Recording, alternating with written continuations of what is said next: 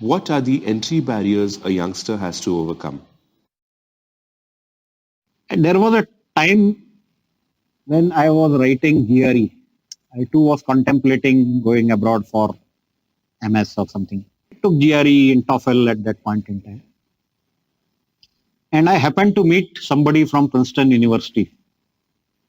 So I asked that gentleman that suppose somebody wants to do, let us say, research and PhD in industrial hydraulics. Why must the fellow mug up a dictionary? Because that is what GRE requires. All these competitive exams, whether it is for IIMs or for IAS, where you are expected to solve 120 problems in 1 hour and things like that, absurd things like that.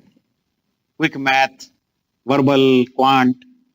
Tell me, where does anybody require that kind of capability? Whatever is being tested, where is it required ever? It is only put into competitive exam to beat the competition, to have some semblance of fair and just system that, okay, the meritorious guy has been selected. But that merit is irrelevant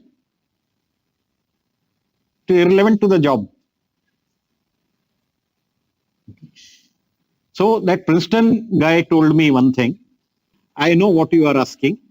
Hey, one thing is, it is not, people for various domains will come for this kind of examination. We can't be testing it domain wise. That is one.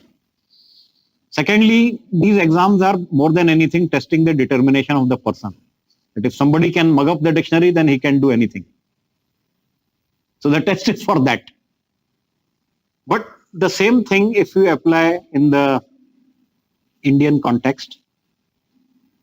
For IIT entrance, the exam is very good, the papers are very good, they do test depth in fundamentals, very good. But where is it used afterwards? I am sure, with due respect to IIT grads, if after passing out they are told to write GRE, whether they will succeed or not, I have my doubts. So we have tested something at that point in time. So they joined coaching classes and somehow they got drilled into the examination mode. And so they wrote the exam. But afterwards they have forgotten it because it was not relevant. So that's okay. But if it was not relevant, why it was tested? That is the question. Just to beat the competition. What happens in IAS exam? Whatever questions are asked, are they ever used in real life?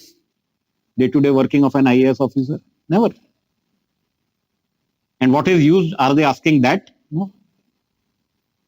That is given a separate training later after one is selected. It's not testing the aptitude.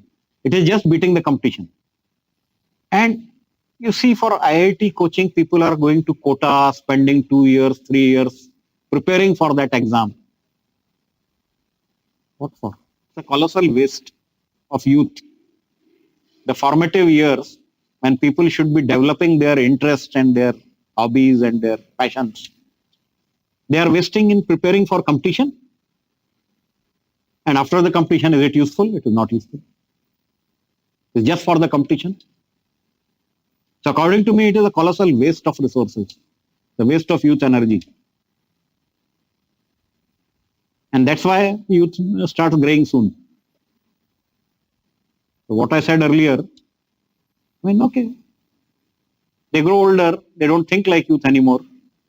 So take entrance exam for MBAs, where in real life you have to do that kind of verbal and quant. Which executive does it? No. So why is it being tested? Just to eliminate maximum people.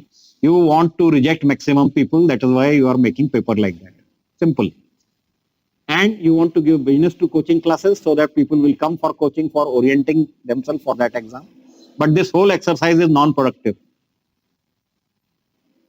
It's a waste of resources.